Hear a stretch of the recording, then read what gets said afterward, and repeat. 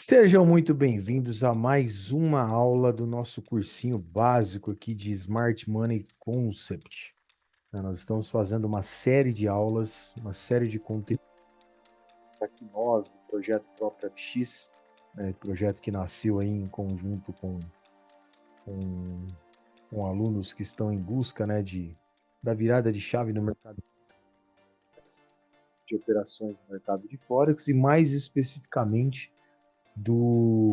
das mesas proprietárias, né? Mesas proprietárias que a gente tem acesso. Hoje aqui no Brasil o acesso é mais tranquilo, a gente consegue boas mesas proprietárias confiáveis aí para operar no mercado de Forex.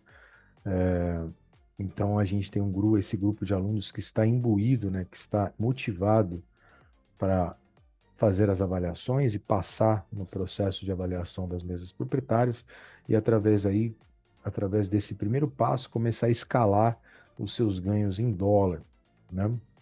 Então a gente está com esse projetinho aí que começou uma sementinha que germinou e está dando já uma boa ideia, né? Uma boa aparência de que vai ser uma árvore frutífera, tá? Então, vamos ver se a gente consegue dar sequência nesse projeto tão legal, um projeto que nasceu de uma forma natural, de uma forma leve. Então, quem sabe a gente consegue dar sequência nisso e multiplicar isso pela internet. Assunto de hoje, Fibonacci, né? Fibonacci. O que é Fibonacci? Eu costumava, antes de fazer parte dos métodos aí, durante meu período de estudos, eu participei de uma mentoria de um cara do mercado, um dos grandes players do mercado aí, de mini índice, mini dólar aqui no Brasil. E ele dizia que o dia que Fibonacci não funcionar no mercado financeiro, a Terra será tragada por um buraco negro. Então, Fibonacci, pessoal, está em tudo. A gente vai ver que existe Fibonacci em onde você olhar na natureza, em todas as ciências, sejam elas exatas ou sejam elas humanas, existe alguma coisa de Fibonacci sempre ali à espreita, tá? Se você estudar bem, sempre tem um Fibonaccizinho aí. Então, foi ele mesmo, Renan. Então, o Fibonacci é uma ferramenta muito importante, é uma ferramenta essencial para quem faz estudos no mercado financeiro. Afinal de contas, o mercado financeiro é um mercado de números. Se é um mercado de números, ele é um mercado matemático. Se ele é matemático e estatístico, ele tem Fibonacci impregnado nele a todo momento. Então a gente vai ver como essas referências de Fibonacci funcionam dentro do mercado, como que elas atuam e aonde a gente vai utilizar o Fibonacci dentro do nosso operacional que a gente está buscando aqui, que é o método SMC. Na verdade, não é um método, na verdade, não é um setup, eu já falei isso várias vezes, mas é bom sempre deixar muito claro. Isso é uma forma de ler o mercado baseado na leitura dos grandes institucionais. Tá? Então, basicamente é isso, sem gourmetizar nada, tá bom? Então, bora, vamos ver o que que seria o Fibonacci, né? Então, começando pelo básico, vamos entender quem foi o meu xará, Leonardo Fibonacci. Então, procurei aqui no Wikipedia, né, para a gente ter um resumo de quem que foi o Fibonacci, né, Leonardo Fibonacci. Ele também era conhecido como Leonardo de Pisa, ou Leonardo Pisano, ou ainda Leonardo Bigolo, né? Por quê? Porque Leonardo Fibonacci nasceu em Pisa, tá? Então ele era conhecido como Leonardo Pisano ou Leonardo de Pisa. E também tem um sobrenome aí que a gente não sabe qual é a origem, que é Bigolo ou Bigolo, não sei, tá? Então Leonardo Bigolo Fibonacci ou Leonardo Fibonacci, enfim, são a mesma pessoa, tá? Nasceu em 1170 e morreu em 1250. Mais conhecido como Fibonacci, foi um matemático italiano nomeado como o grande primeiro matemático europeu da Idade Média. Ou seja, o cara era pica, tá? Foi um estudioso matemático e ficou extremamente conhecido, né? E foi considerado aí, o primeiro grande matemático da Idade Média, né? É considerado por alguns como o mais talentoso matemático ocidental da Idade Média. Ou seja, vocês estão vendo que o cara realmente não veio para brincar, né? Era inteligentíssimo, né? E ficou conhecido pela divulgação da sequência de Fibonacci. e pela sua participação na introdução dos algarismos arábicos na Europa. Olha só a importância desse cara. Tá? Então, algarismos arábicos, para quem usou lá, são os algarismos que a gente utiliza hoje, né, como referência. Então, ele participou aí da introdução, né, dos algarismos arábicos na Europa da Idade Média. Tá? Então, esse foi Leonardo Fibonacci. Então, o método que nós vamos estudar foi concebido por Leonardo Fibonacci. Que método é esse, Léo? Que estudo foi esse que Leonardo Fibonacci fez? Todo matemático, né, que não tem o que fazer, fica inventando moda. Essa parte de baixo do, do nosso estudo. Ó. Esquece isso aqui primeiro. Então, um dia, a gente estava lá, né, de boa, na lagoa, tomando um vinho, e ele decidiu entender qual seria a relação matemática entre alguns números. Então, o que que ele fez? Né? Da onde surgiu esta sequência que nós estamos vendo aqui, ó? 2, 3, 5, 8, 3, 21, 34, 55, 89, 144. Ah, esses aí são os números primos. Não, são números primos. Tá? Não são. Esses números aí. O microfone tá. Deixa eu ver aqui, que acho que eu pus a mão aqui. Melhorou? Vê se tá ok. Melhorou? Deixa eu só confirmar aqui se tá o microfone certo. Microfone Realtek, é isso. É porque eu esbarrei nele aqui sem querer e aí mexi no plug. Obrigado por avisar. Se por acaso der pau, vocês me avisam de novo aí. Então, ele resolveu ver qual seria a relação matemática, a relação de proporção ou relação matemática, ou qualquer que seja a relação, entre esses números que estão aparecendo na tela. Então, a primeira vez que eu vi isso aqui, eu falei, confundi isso aqui com número primo. Mas não, isso não são números primos. O que que Leonardo Fibonacci fez? Leonardo Fibonacci resolveu fazer a seguinte brincadeira. Ó. Ele resolveu pegar esse número, 1. Aí ele repetiu 1. Aí ele falou, 1 mais 1 dá 2. 2 mais 1 dá 3. 3 mais 2 dá 5. 5 mais 3 dá 8. E assim sucessivamente.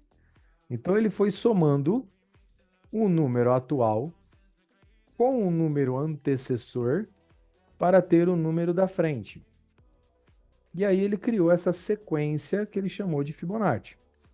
Tá? Então, se você pegar aqui ó, o 21, o que é o 21? É o 13 mais 8. O que é o 144? É o 89 mais 54. E aí, como que eu vou ter o próximo? Eu pego o 144 e somo com 89, eu vou ter o 233. E assim sucessivamente até o infinito. E aí ele parou para pensar nisso e aí chegou à conclusão de que ele tinha esta sequência de Fibonacci. Então, ó, 0 mais 1 é 1, 1 mais 1 é 2, 2 mais 3 é 5, 5 mais 8 é 13, 13 mais 21 é 34 e assim até o infinito. Então, a sequência de Fibonacci ela é determinada pelo número de Fibo anterior mais o Fibo atual, vai dar para você o próximo. Mas Leonardo Fibonacci não parou por aí. Ele ainda tinha muito tempo vago. Ele ainda tinha muito tempo à toa. Então ele começou a entender e estudar qual seria a relação matemática que existe entre um número e o seu antecessor ou o seu sucessor. E olha só que loucura que Leonardo Fibonacci chegou. Leonardo Fibonacci chegou à conclusão de que se você, olha só que loucura, pessoal. Se você dividir dois números de Fibonacci consecutivos, você sempre vai ter o número 0,618. Olha que loucura. Então, olha só esse exemplo. Se você divide 21 por 34, dá 0,68. Se você divide 55 por 89, também dá 0,618. Se você voltar lá no slide anterior,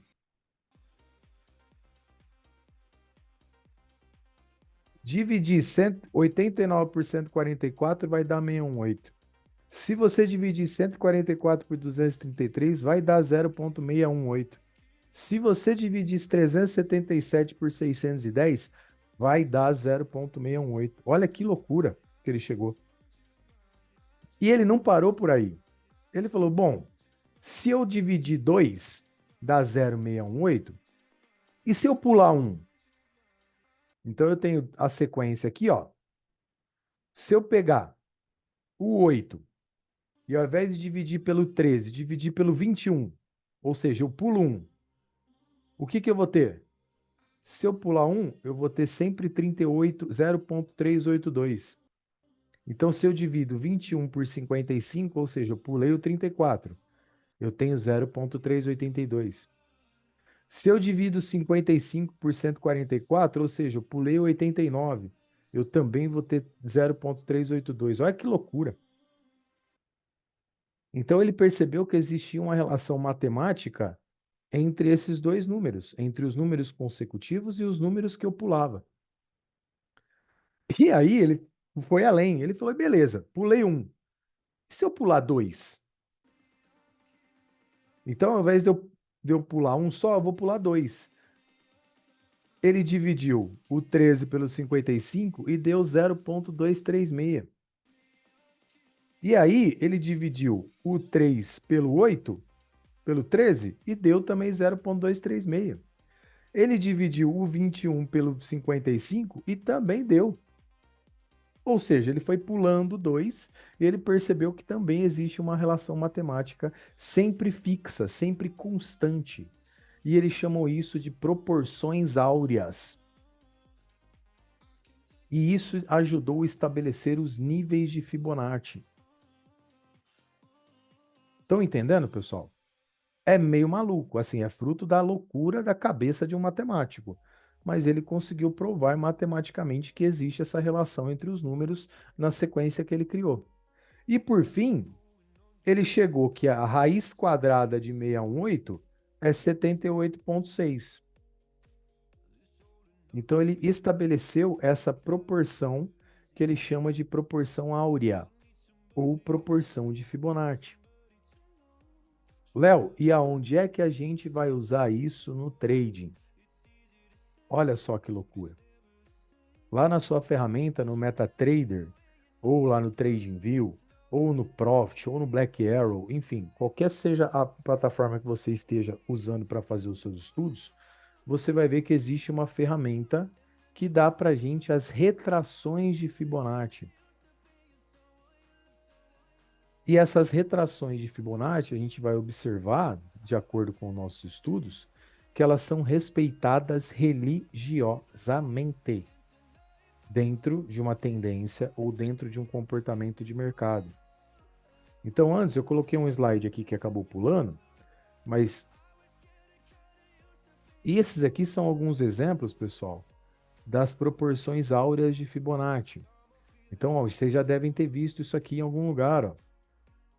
Então, aqui, ó, se você for pegando esse raio que vai sendo formado aqui, ó, se você pegar essa primeira perninha do raio, ela tem 1 centímetro, essa tem 2, essa tem 5. Se você for multiplicando pelas sequências de Fibonacci, pelos números que você tem aqui, ó, 1, 2, 3, 5, 8, 13. Então, se você voltar aqui, ó, é 1, 2, 3, 5, 8, 13, vai aumentando. E se você for conectando isso, você vai tendo uma razão áurea perfeita. E essa razão áurea, ela está presente nas constelações, ela está presente nas formações meteorológicas, ela está presente na natureza, ela está presente no corpo humano. Então, essas razões áureas, todas as ciências utilizam essas razões áureas para alguma coisa. Então, a matemática usa, a anatomia usa para estudar a formação de órgãos ou da anatomia humana como um todo. Na pintura, né? Tem gente que já viu Fibonacci até na Mona Lisa. O jeito que a Mona Lisa foi pintada, se você esquadrejar a pintura, você vai ver que tem razões de Fibonacci, razões áureas de Fibonacci na pintura da Mona Lisa. Então é um negócio bem louco, tá? Funciona em tudo. Na Grécia, nas construções gregas, nas construções romanas, você vê razões de Fibonacci nas construções.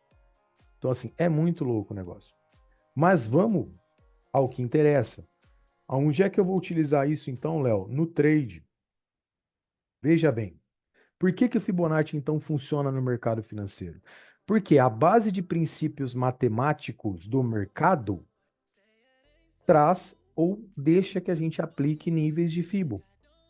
Como o mercado é matemático, o mercado é financeiro, o mercado é financeiro, obviamente, ele é matemático e estatístico, ele cabe a aplicação de níveis de Fibo, para a gente determinar proporções de movimento. Olha que louco. Então, quando eu estudo uma retração de movimento, eu sei que aquela retração, se ela respeitou uma determinada nível de Fibonacci, eu sei que ela tende a fazer uma nova expansão a um outro nível de Fibo. E eu vou explicar para vocês já já no gráfico. E outra coisa, por que que funciona no mercado? Por conta do princípio de manada. O que que é o princípio de manada? Não somos só nós aqui, nós, essas 20 pessoas que estão na aula aqui que operam no mercado financeiro. Nós temos milhões de traders pelo mundo. E esses milhões de traders, muitos deles ficam de olho nesses níveis de FIBO. E aí é que o institucional vai atuar, né, buscando liquidez ou montando suas posições nesses locais onde a grande massa está posicionada. Então, por isso que o estudo de Fibonacci funciona tanto dentro do mercado financeiro, ok? Olha só, como que a gente aplica, então, né, na prática, né, os movimentos de Fibonacci? Sempre que a gente vê um movimento, então vamos lá, ó. Sempre que a gente observar, eu sempre digo isso na aula, né? Nada sobe em linha reta, nada desce em linha reta. Então, quando eu tenho um mercado em tendência de alta, eu tenho um mercado fazendo topos e fundos ascendentes. Vocês concordam comigo, sim ou não? Então, toda vez que eu tenho uma expansão dentro de uma tendência de alta, ou seja, a primeira parte do movimento, eu tenho a tendência a ter uma correção desta pernada para que eu tenha uma sequência do movimento. Então, a gente chama isso de expansão, a gente chama isso de mitigação ou correção, ou retração. Depende de como você chama. Mas é um movimento de respiro do mercado, onde o mercado ganha força, melhora suas posições, para depois dar sequência numa tendência de alta. Tá? Então, basicamente, é isso que acontece. Então, os matemáticos, né, e os grandes nomes do mercado financeiro começaram a observar que toda vez que eu faço um movimento de expansão, quando esse movimento começa a corrigir, se eu pegar a máxima desse movimento e a mínima desse movimento e aplicar dentro dele regiões de proporção áurea de Fibonacci, utilizando aquela regrinha lá das proporções, eu observo que muitas vezes o mercado respeita essas retrações e continua o seu movimento. Ou ele respeita uma retração e continua o seu movimento. Ou ele respeita uma retração e continua o seu movimento. Então, por várias vezes, eles começaram a observar isso. Então, tornou-se uma regra básica do mercado você utilizar as retrações de Fibonacci para determinar se uma tendência ainda é válida ou se ela está ainda em processo corretivo. Então, observou-se que os níveis de 61,8, os níveis de 50% e os níveis de 38,2 são os níveis mais respeitados dentro de uma tendência de mercado. Então, sempre que o preço, depois de um movimento de correção, faz uma retração dentro desses níveis, a gente pode esperar que ele tenha uma continuidade no movimento. Nossa, Léo, mas e aí? Como é que eu vou utilizar isso na prática dentro do método que a gente está estudando? Pessoal, nós não estamos estudando que no método SMC, numa tendência de alta, eu quero comprar onde? Me ajuda aí no chat.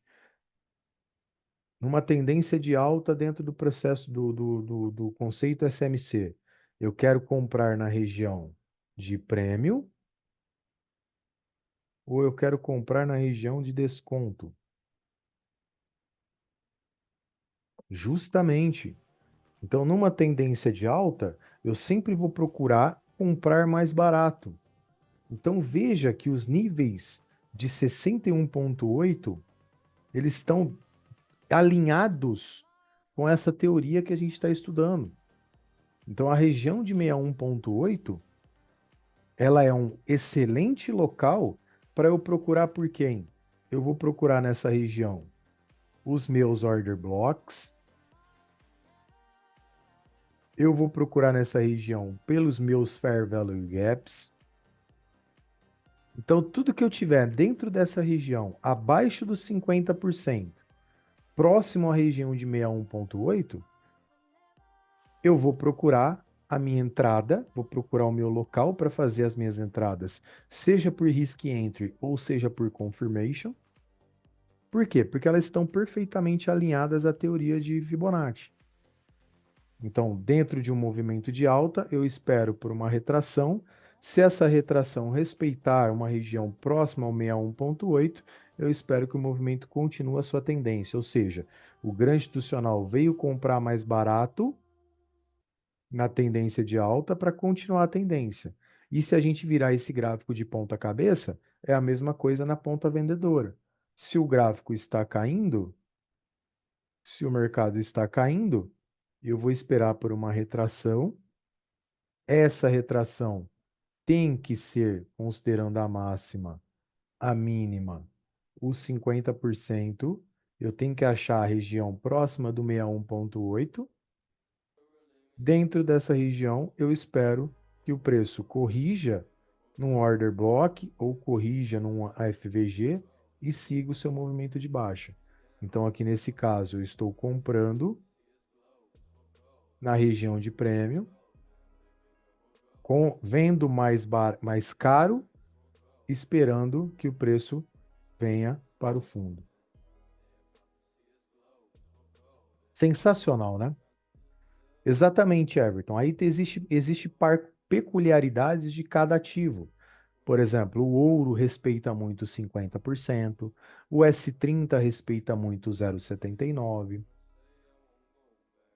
o euro SD e o SDCAD, né, os pares, né, de Forex, os majors costumam respeitar muito o 61,8%, tá? Então, basicamente é isso, pessoal. Vamos ver na prática aqui, ó. Ó, então, aqui, ó, na teoria, as retrações de Fibonacci funcionam partindo da premissa de que após um grande movimento de expansão do preço numa determinada direção, seja ele na compra ou na venda, este irá se retrair para níveis de preço anteriores antes de retomar a sua tendência original. Então, aqui eu coloquei dois exemplos do preço expandindo, retraindo abaixo dos 50% na linha de 68 e tornando a expandir. Ô, Léo, mas e aí? Eu puxo o fibo de baixo para cima ou eu puxo o fibo de cima para baixo? É aí que tá, pessoal. Sempre numa tendência de alta, eu vou colocar o fibo de baixo para cima e sempre numa tendência de baixa, eu vou colocar o fibo de cima para baixo. Então aqui, inclusive, ficou até o contrário, tá, pessoal? Aqui tá, peraí que eu preciso corrigir aqui que tá invertido, ó. Ó, esse zero é aqui em cima, esse coisa aqui embaixo. Deixa eu só corrigir aqui rapidinho, tá? Quem sabe faz ao vivo, bicho! Ô, louco! Quem sabe faz ao vivo. Quem erra também aprende. Vamos voltar aqui. Olha lá, new share. Pronto, vamos voltar aqui. Então, ó, eu sempre vou puxar a minha retração de baixo para cima, porque num movimento de alta, eu espero que a retração chegue próximo do 61,8 na ponta ao contrário, né, no movimento de mitigação, assim como no movimento de baixa, ele tem que subir mitigando até o 61,8. Então é dessa forma que nós vamos traçar o Fibonacci de forma correta. Já já eu vou ensinar vocês lá no gráfico, lá no TradingView, como é que faz isso, tá? Como é que a gente deixa esses níveis lá. Maravilha, pessoal? Alguma dúvida até aqui, senhores e senhoras? Posso continuar? Algum desespero de causa?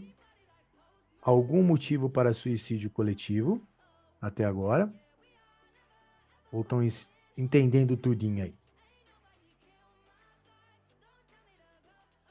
Hã? Dá um salve para mim aí, vocês estão dormindo? De boa? Então tá bom. Então vamos continuar aqui.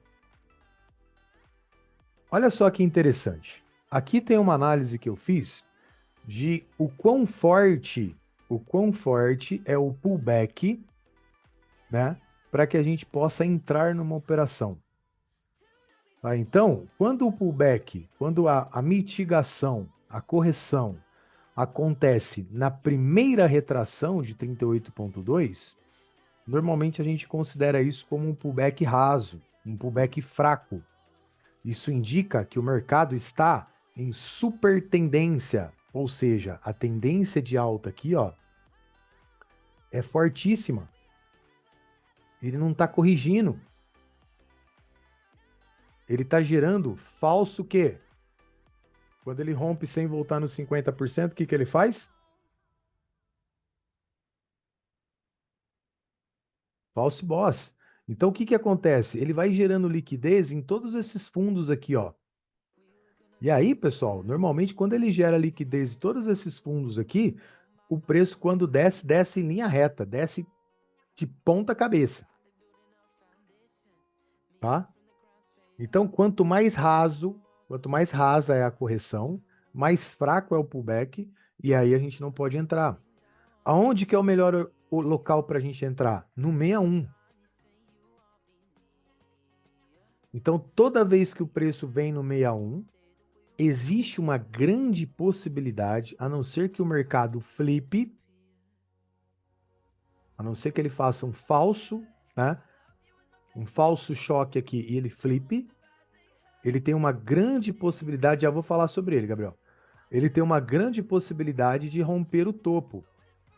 Então, toda vez que a gente se posiciona numa ordem, então imagina que eu me posicionei aqui, ó.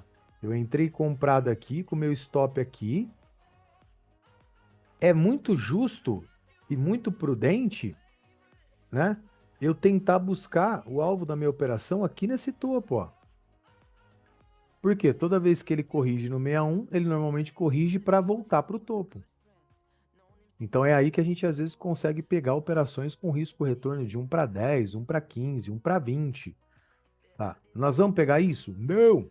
Nós vamos colocar 1 para 5 no bolso. Depois a gente vai falar numa aula específica sobre gerenciamento de risco. Tá? Mas existe a possibilidade de você ter retornos muito grandes. Tá? Então, aonde é que a gente vai ter a nossa zona de atenção? Sempre em regiões próximas do 61,8. Então, quando a gente tiver order blocks, quando a gente tiver FVGs próximo a regiões de order block, a gente vai dar preferência em pegar nessas regiões. Beleza? Pessoal, isso é o conceito básico de retrações de Fibonacci. Léo, você não vai falar sobre expansão de Fibonacci? Não. Por que eu não vou falar sobre expansão de Fibonacci? Porque a gente não vai usar, a gente não vai tentar alongar essas operações de forma muito, digamos assim, irresponsável. Nós vamos determinar um plano de trade, que nós vamos falar também essa semana, e a gente vai seguir esse plano de trade à risca. Oi, pessoal, deu uma caidinha aqui na minha internet. Olha lá que eu já vou preencher as telas de novo aqui. Pronto.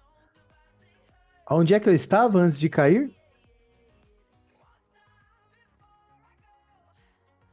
Qual foi a última coisa que vocês ouviram aí eu falar? Só para eu retomar daí.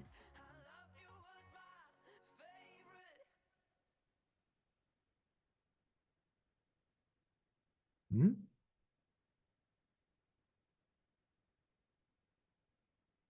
Retração de mel. Tá. Então nós vamos buscar o nosso foco das nossas operações vai estar sempre muito próximo da retração de 61, tá?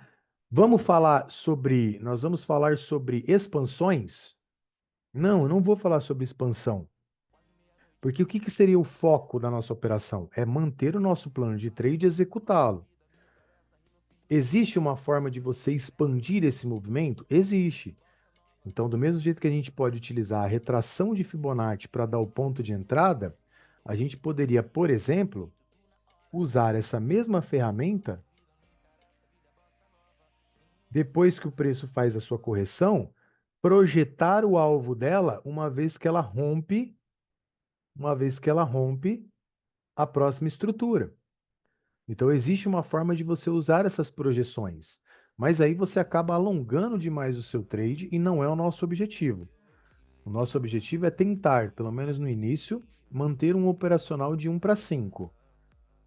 Esse operacional de 1 para 5, eu já mostrei para alguns alunos aqui, ele garante que com pouco mais de 20% de assertividade, você fecha o seu mês positivo. Porra, Léo, 20%? É, 20%. A gente vai falar sobre isso também na aula de gerenciamento de risco. Então, pouco mais, 21, 22, 23% de assertividade, quer dizer que se você entrar em 10 trades, se você errar 7, você ainda fecha positivo o mês. Então, o nosso objetivo vai ser esse. Então, eu não vou querer saber se esse trade aqui vai pagar 1 para 30. De jeito nenhum. Se ele pegar, beleza. Se ele pagar, maravilha. E a gente vai falar sobre isso na aula de gerenciamento. De repente, eu já bati minha meta do mês, eu já estou positivaço no mês, eu vou tentar logar um trade. Vou colocar lá no 0 a 0 e vou deixar ele ir até na lua. Posso tentar fazer, mas normalmente a gente vai tentar fazer o gerenciamento de 1 para 5, utilizando a retração de 61,8 como parâmetro para a gente buscar as nossas melhores entradas. Tá bom? Ô, Léo, e eu vi lá que na aula tem um assunto também que você falou sobre a tal da Golden Zone, a zona de ouro. O que seria a zona de ouro? Tá, pessoal? A zona de ouro seria basicamente o seguinte, ó. Nós, réis mortais, varejo, as pequenas sardinhas, a gente coloca aqui as retrações de 61,8 e 50% para fazer as nossas operações. Mas aí, meus amigos, o institucional fica olhando lá e vê todo mundo se posicionando no 61,8. Aí você vê uma oportunidade de compra, você vê um order block aqui, ó, lindão. Ó, você vê um order block aqui lindão. Aí você fala, opa, vou colocar minha ordem de compra aqui, o meu stopzinho aqui embaixo e vou colocar o meu gain lá em cima. E vou sair para a galera. Aí o que que o institucional faz? O institucional vê aquele monte de ordem colocada lá, ele vem, te estopa e depois vai embora. E aí você quer dar soco na mesa, chutar o cachorro, jogar o mouse pela janela. Por quê? Porque a sua leitura foi correta, mas o institucional te estopou. Então, o pessoal do mercado começou a observar que além das retrações de Fibonacci normais, você também tem as retrações utilizadas pelo institucional. Então, além do 61,8, que é o nosso foco, ó, além da região do 61,8, que é o nosso foco, a gente tem aqui ó, uma região chamada de Golden Zone, que é uma região onde normalmente os institucionais terminam o seu movimento antes de subir com o preço para os novos níveis. Então, se eu tenho uma tendência de alta, o preço pode corrigir até aqui, fazer mais uma correçãozinha, depois ir embora. Então, nós vamos passar a ficar de olho e fazer a marcação do nosso gráfico dessas regiões que a gente vai começar a chamar de Golden Zone. Então, quando a gente traçar a retração de Fibonacci no nosso gráfico, nós vamos deixar marcada essa região e dentro dessa região a gente vai buscar pelos order blocks, pelos FVGs, pelos imbalances, enfim. Então, essa região é uma região muito boa. Quanto mais barato, quanto mais próximo do 79 ou do 88 eu tiver a minha operação, melhor. Mais barato eu estou comprando. Menor o meu stop, maior o meu risco retorno. Para vocês terem uma ideia, tem muita gente no mercado que opera simplesmente isso aqui, ó. O cara espera formar o topo, quando o mercado começa a corrigir, ele vai lá e traça a Fibo. A hora que ele traça a Fibo, o que que ele faz? Ele coloca uma ordem de compra aqui, o stop aqui embaixo e coloca o seu gain lá em cima. Ah, Léo, mas aí o risco-retorno dele não fica proporcional. Aí o que que ele faz? Ele usa a ferramenta de expansão de Fibonacci para pegar o alvo aqui em cima, ó. Então, ao invés dele sair aqui embaixo, ele carrega a operação dele até lá em cima. Ele fica com o stop maior, menos chance de ser violinado, mas ele fica com o risco-retorno também, com o retorno dele um pouco maior também. Mas é um operacional que muita gente usa. Então ele não fica buscando por order block, FVG, nada disso. Ele espera um movimento de impulsão, traça o Fibonacci, bota a ordem dele no 61.8 e deixa. E deixa. Coloca o stop embaixo, ou às vezes coloca até o stop aqui, ó. Eu já vi gente colocando, eu já vi cara operando no mercado colocando o stop aqui embaixo. E aí ele reduz o stop conforme o preço anda a favor dele. Mas é uma forma de operar. O que nós vamos fazer? A gente vai fazer uma aula específica sobre isso. Aplicação do método. Plano de trade. Operacional SMC. Nós vamos marcar as nossas regiões de interesse. Quem lembra como é que chama a região de interesse dentro do método?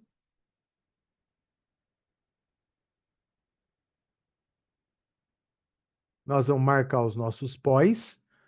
Então aqui, verifiquei lá. Tenho aqui, dentro dessa região do meu Golden Zone, eu tenho um order block. Opa, ficou interessante. Então, o que que a gente vai fazer? A gente vai esperar o mercado voltar. Opa. A gente vai esperar o mercado voltar. Quando o mercado chegar aqui, a gente vai tomar duas decisões. Ou a gente entra pelo Risk Entry, ou a gente vai entrar pelo Confirmation Entry. E aí, na aula sobre a aplicação, a gente vai falar exatamente o que seria a diferença entre os dois, o Risk Entry e o Confirmation Entry. Alguma dúvida, pessoal, até aqui? Posso mostrar no gráfico como que a gente coloca, então, a ferramenta? Então, vamos lá. Vamos dar um exemplo prático no gráfico. Como diria um professor meu da quinta série, vamos pôr no gráfico.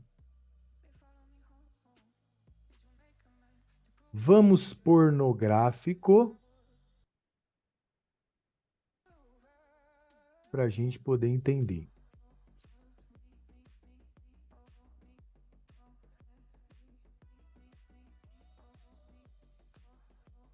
Vamos pôr no gráfico. Então, olha só.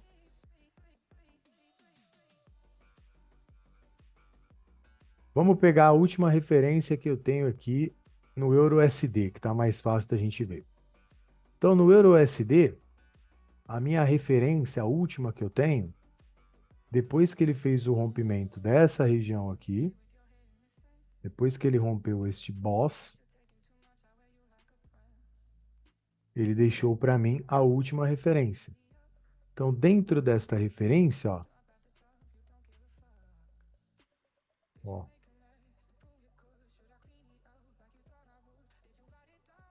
eu vou marcar toda essa referência aí. Vamos melhorar, vamos deixar mais bonitinho esse danado desse fibo, né? Vamos colocar uma linha mais fininha. Não precisa ser uma linha grossa, não. O 0 e 1 nós vamos colocar de preto. Aí o 50 a gente deixa de vermelho. Vamos ver aqui as cores que a gente vai utilizar. O 38.2 eu nem vou marcar, porque ele fica acima dos 50%. O 0,79 e 81 eu vou marcar como douradinho, assim, ó, amarelinho, ó. Tá? Eu não vou colorir, não, mas eu vou colorir só para mostrar, tá? Ó. Então, olha só. Maravilha, ó. Tô com a minha referência. Aonde é que eu vou procurar pelas minhas operações? Peraí, deixa eu tirar essa. Deixa eu tirar isso aqui que a gente vai confundir. Ó. Aonde é que eu vou procurar pelas minhas operações, então? Eu vou procurar pelas minhas operações aqui dentro, ó. Tudo que tiver aqui dentro de região de interesse, eu posso, eu posso, eu posso observá-la, tá? Eu tô dando só como exemplo, tá, Gabriel? Só para a gente não ficar fazendo aquele exercício demorado, tá? Tô dando só um exemplo. Então, dentro dessa região aqui, eu vou lá para o 15 minutos, eu vou procurar dentro dessa região os meus POIs. Ó, eu tinha este order block aqui como POI, ó, eu tinha esse outro order block aqui atrás como POI. Todos eles estão dentro dessa zona onde eu quero comprar mais barato. Ah, vamos ver em outro gráfico aqui se a gente acha algum POI. Ó, vamos no áudio SD gráfico de 1 hora. Não, está muito poluído. Deixa eu primeiro salvar esse, esse Fibonacci aqui.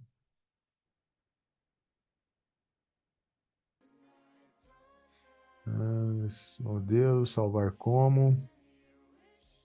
Golden Zone, eu vou pôr.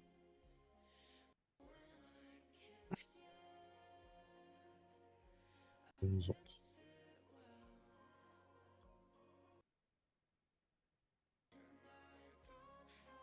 Vamos ver aqui no STJPY. O STJPY está esticado, o STCAD. Olha, o STCAD, ó. O STCAD tá legal da gente ver, ó. Então, olha só, o STCAD.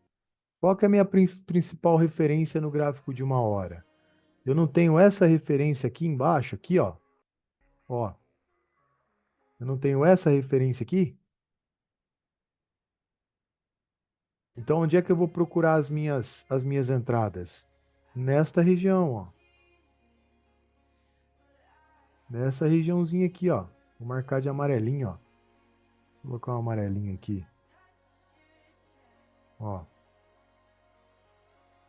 Ó. Aí eu posso até tirar a ferramenta, ó. Então, quer dizer, eu quero achar alguma coisa para um panela mais forte. Melhorou aí, Gabriel? Então, eu vou procurar pelas minhas operações aqui, tá? Então, o que que eu tenho aqui? Eu tenho, por exemplo, este imbalance, ó. Eu tenho esse FVG aqui, ó. Ó.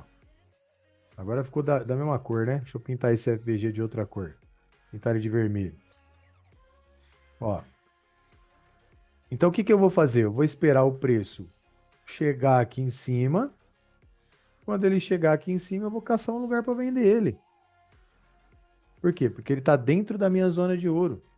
Posso ir para o 15 minutos para filtrar, para refinar a minha entrada. Ó, vou lá no 15 minutos, ó. Refino meu EVG, ó. Ó, ó. Certo? Tem esse outro order block aqui em cima. Ó. Então, quer dizer, eu vou refinando e vou esperando o preço chegar nessas regiões, dentro dessa região onde eu quero vender, para buscar pelas minhas operações. Certo, pessoal? Deixa eu ver se tem alguma dúvida aqui. Léo, como faço para adicionar a ferramenta Fibonacci no TradeView? Desculpa, eu não estou encontrando. Exatamente aqui do lado, ó. Aqui na lateral, se você segurar, ó, a primeira listinha, tem aqui, ó, retração de Fibonacci. Aí você pode apertar na estrelinha aqui para ter o favoritos, ele vai abrir uma barra de favoritos para você aqui embaixo, ó. Então, todas as ferramentas que você quer adicionar como favorito, é só você clicar no estrelinha que ele adiciona para você aqui embaixo, tá?